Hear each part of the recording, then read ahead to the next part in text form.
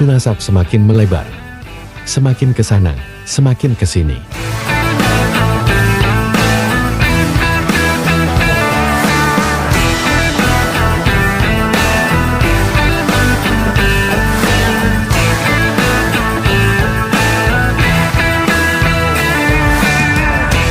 Meskipun para habaib menanggapi perkara ini dengan santai dan terkesan acuh, tapi tidak dengan para pendukung si pembuat tesis. Banyak orang-orang yang kena sama aja dengan orang kena gendam itu, percaya sama Habib-Habib yang ngaku-ngaku keturunan Rasulullah itu. Makanya tidak ada setitis darah pun dari Rasulullah. Apa itu? Assalamualaikum. Darah mengalir darah Rasulullah itu kayak iblis itu mau darah mengalir Rasulullah itu gimana kamu itu, siapa kamu itu kok mengalir darah Rasulullah, darah saya mengalir darah Rasulullah di saya mentang-mentang kenapa kamu itu kayak anjing. Tahu, jangan itu Mohdor, jangan ngadu domba santri Madura. Anak saya jadi santri, tidak mau diikutin kamu, Dor. Lo penoro hidup kok, Dor. Hidup dia orang apa, Dor? Orang ngelam muai iblis kom kaki itu kan ngadu domba lah, Dor. Minta panggil Habib kaki, aneh ngadu domba orang Banyuwangi, orang Jember, orang Madura. Siapa dia ngadu domba kaki? Ya, para pendukung Imanuddin bin Sarman ini semakin hari semakin tidak terkendali. Caci makian dan fitnah dari hari ke hari semakin menjadi. Melihat kondisi ini, aktivis Islam Ahlussunnah wal Jamaah, spesialis diskusi ilmiah lintas agama, tidak tinggal diam. Pria dengan sapaan akrab Gus Wafi ini menyampaikan banyak poin-poin penting soal isu nasab pada wawancara eksklusif yang digelar dan ditayangkan oleh Nabawi TV. Ya ini Ustadz, tentang masalah yang rame-rame nasab, bahwa si penuduh sudah membuat sebuah karya ilmiah, sebuah kitab yang meragukan ketersambungan nasab para habaib kepada Rasulullah SAW. Yang pertama kali Al-Fakir pikirkan adalah, loh berarti guru-guru saya salah semua, baik di Sidogiri ataupun yang lain, berarti salah semua dong. Yang kedua, berarti Nahdlatul Ulama yang isinya banyak para kiai-kiai yang sangat mengagumi para Sadaba Alawi, seperti Kiai Haji Maimun Zubair, seperti Kiai Ahmad Nawawi bin Abdul Jalil, pengasuh Pondok Pesantren Sidogiri, seperti Kiai Abdul Alim bin Abdul Jalil, pengasuh Pondok Pesantren Sidogiri, atau Syekhona Khalil Bangkalan, Kiai Haji Hashim Asy'ari, atau kalau kita mau menggunakan para ulama Nusantara, Syekh Yasin bin Isa Al-Fadani, atau Syekh Muhammad Mahfud bin Abdul Mannan At-Termasi, atau kita banyak sekali yang mengakui para Sadaba Alawi. Syekh Nawawi Al-Bantani. Karena curiga dan penasaran, saya minta kitab itu kepada sebagian teman Al-Fakir yang datang ke rumah. Adakah kitab PDF-nya atau Anda memiliki kitab? Lalu dia berikan, ini kitabnya. Ternyata setelah waktu 1 minggu berlalu, banyak Al-Fakir temukan kesalahan. Bahkan di halaman pertama ketika menarasikan di awal-awal, ketika si penulis buku itu menarasikan bahwa termasuk amar ma'ruf nahi mungkar adalah menggali nasab yang masih ikhtilat, yang masih campur, yang masih terjadi syubhat, maka di sanalah Al-Fakir yakin bahwa si penulis bukan sesuai dengan data ilmiah, tetapi sesuai dengan nafsu pribadi. Gus Wafi dengan gamblang menjelaskan bahwa tesis yang dibuat oleh Imanuddin bin Sarman mempunyai argumentasi yang lemah, bahkan tidak ilmiah. Alih-alih menyampaikan tesis ilmiah, tesis yang dibuat Imanuddin bin Sarman ini hanya menyampaikan opini kebencian yang kuat.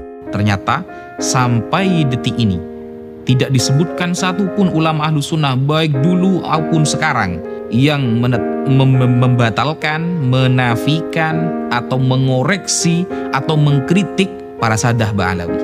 Sebutkan satu saja ulama yang cara mengkritik nasabnya seperti yang dilakukan oleh si penuduh, dengan tajassus, tangkib, atau qadah sampai taraf mencaci. Jadi termasuk to'on fin nasab adalah orang yang mencaci, mengkritik, tajassus, bisa dilihat juga di dalam kitab Raudhatul Talibin Al-Imam Al-Nawawi, bahwa tajassus, tangkib, dan lain sebagainya, menggali-gali, mencari kesalahan, dan mengkritik habis-habisan, itu Imam Munawi menyebutkan itu juga termasuk menyebabkan kekafiran si penuduh. Karena tidak ada satupun ulama ahlu sunnah yang cara mengkritik dan menggali nasab seperti yang dilakukan si penuduh. Tidak akan pernah ketemu. Sebenarnya kita sudah mengetahui bahwa narasi-narasi ilmiah itu tidak ada. Ayo kita ilmiah, itu sudah kebohongan publik yang sangat nyata. Narasi ilmiah hanya sebuah wadah agar masyarakat percaya, tetapi faktanya narasi kebencian, narasi tajassus, menggali kesalahan secara pribadi atau secara umum untuk Sadaba Alawi itu terus disuarakan. Dan bahkan saya tidak pernah mendengarkan si penuduh sampai detik ini menasehati para pendukungnya yang mencaci maki para Sadaba Alawi. Seharusnya kalau memang dia merasa ilmiah, kalau memang benar-benar ingin mengkaji, maka dia juga mengeluarkan statement, jangan mencaci maki, jangan melakukan hal-hal yang di luar syariat untuk mengklaim para Sadaba Alawi. Tapi apa kenyataannya? Malah didukung. Semua para pencaci maki dari netizen, kalangan orang awam yang sudah terprovokator, yang sudah percaya pada statementnya, semakin hari semakin merajalela. Sesuatu yang keluar dari lisannya adalah sebuah fitnahan dan tuduhan yang tidak berdasar. Apakah si penuduh menasehati atau mengatakan tujuan kita itu ilmiah? Oh tidak, malah didukung dan tambah dikompor-kompori. Sehingga dari sana kita sudah mengetahui bahwa narasi ilmiah, background dengan di wadah ilmiah itu sebenarnya tidak pernah ada. Dari apa yang disampaikan Gus Wafi, kini kita menjadi paham. Dengan sikap santai terkesan acuh para habaib dalam menanggapi isu nasab ini. Karena argumentasi tasis buatan Imanuddin bin Sarman ini sangatlah lemah dan mudah dipatahkan. Jadi tidak perlulah disikapi secara berlebihan. Tapi yang terpenting adalah bagaimana mencerahkan pandangan umat Islam agar tidak terhasut dan terprovokasi dengan hal-hal yang seolah terlihat ilmiah, padahal jika dikaji kedalamannya itu sangatlah dangkal. Itulah tujuan Gus Wafi di setiap wawancara atau podcast yang didatanginya. Tidak semerta-merta membela dengan membabi buta para habaib atau nasab Bahlawi. Secara objektif Gus Wafi pun memberikan pandangan kepada para oknum habaib yang sikap dan perilakunya terkadang tidak sesuai syariat. Habaib wajib kita hormati, tapi kalau mau ceramah, kalau mau ngaji, kalau mau belajar, mengajar, ya harus belajar dulu, harus ngaji dulu. Makanya Kiai Haji Maimun Zubair, tetap kita wajib menghormati para Sadaba Alawi, baik yang muda maupun yang sudah sepuh, apalagi yang sudah selevel ulama. Tetapi untuk mengikuti pendapatnya, tunggu dulu. Kalau di luar syariat Islam, maka kita tidak boleh mengikutinya. Ada para Sadaba Alawi contohnya terpapar faham Syiah seumpama, kita tidak boleh mengikuti, tapi di sisi lain kita wajib menghormati.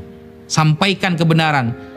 Al-Fakir ketika menemukan para habaib yang akhlaknya kurang baik di masyarakat, maka menjadi kewajiban Al-Fakir untuk menegur dia sampai dia sadar bahwa dia sedang melakukan kesalahan. Ya Habib, antum adalah panutan kami. Kalau antum seperti itu, maka kami bagaimana Habib?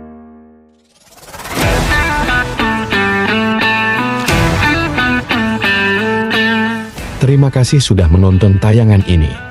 Untuk lebih lengkapnya, silahkan kunjungi channel YouTube Nabawi TV.